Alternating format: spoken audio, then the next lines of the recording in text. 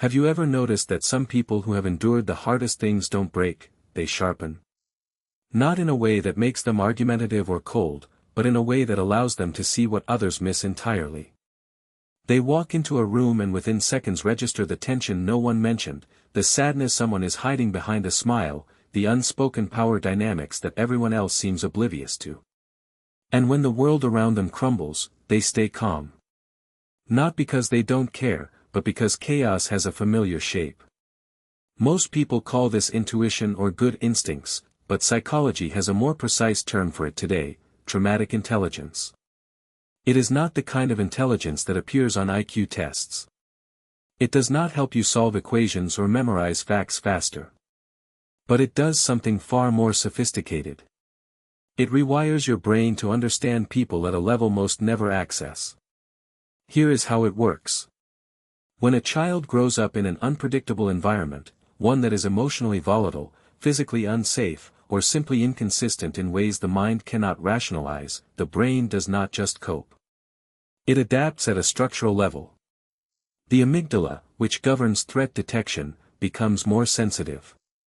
The prefrontal cortex, responsible for scanning social cues and predicting outcomes, develops faster and in a different pattern than it does in stable environments.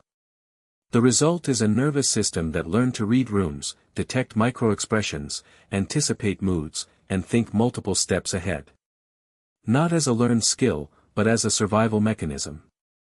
Here are 11 signs that this form of intelligence may be running beneath the surface of your own mind. Sign 1. Your nervous system never fully settles. You have probably never experienced what others describe as true relaxation. There is a baseline alertness that never leaves you, a quiet scanning even when you are alone and safe. Psychologists call this hypervigilance, and it develops when the brain learns early that safety is conditional. But here is what research reveals: that same hypervigilance, when it is not overwhelming you, allows you to notice the half-second hesitation before someone says they are fine, the unspoken tension in a room, the emotional shift someone has not yet processed themselves. The cost is exhaustion. The gift is clarity. Sign 2. You see what people hide before they know they are hiding it. You do not just hear what people say. You detect the contradiction between their words and their body language. The compliment that carries envy. The smile that masks anger. The confidence that is actually insecurity dressed up. This happens automatically, beneath conscious thought. Developmental research shows that children who had to track caregiver moods develop enhanced threat cue detection. In adulthood, it looks like emotional intelligence, and it is. You read people with unnerving accuracy. Sign 3. Chaos steadies you, but calm unsettles you.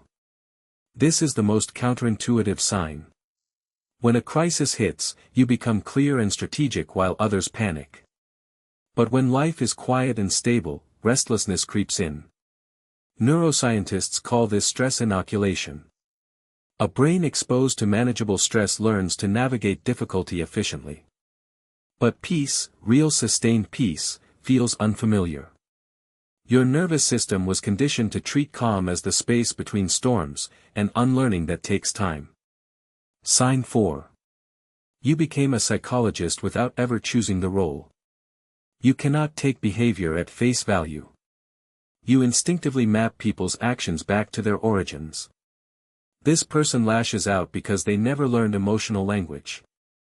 That person people pleases because love was once conditional. You see the architecture beneath behavior, and while this makes you deeply understanding, it also means you sometimes excuse harm because you understand the wound that produced it. Sign 5. You built yourself because no one else was going to. You are fiercely self-reliant. Not from coldness, but from early experience that taught you help does not always arrive. Psychologists call this internalized resourcefulness. You solve problems before others notice them, and you carry competence like armor. But the cost is that asking for help, even when you deserve it, remains one of the hardest things you will ever do. Sign 6. You feel everything at a volume others have muted. Emotions are not fleeting for you. Music moves through your body. Injustice lives in your chest.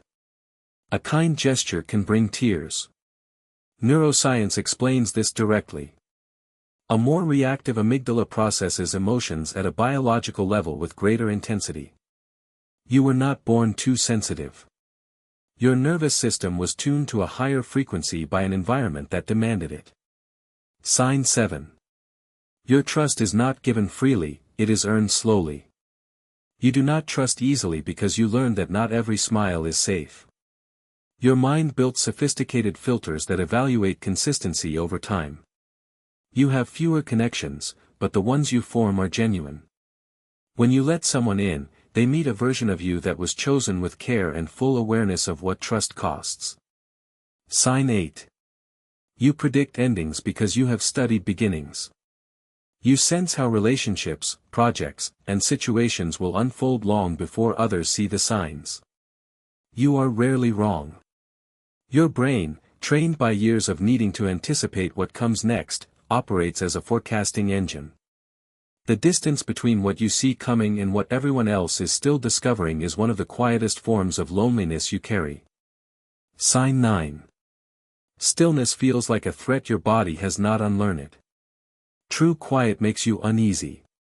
You struggle to sit still, to be unproductive, to exist without a plan.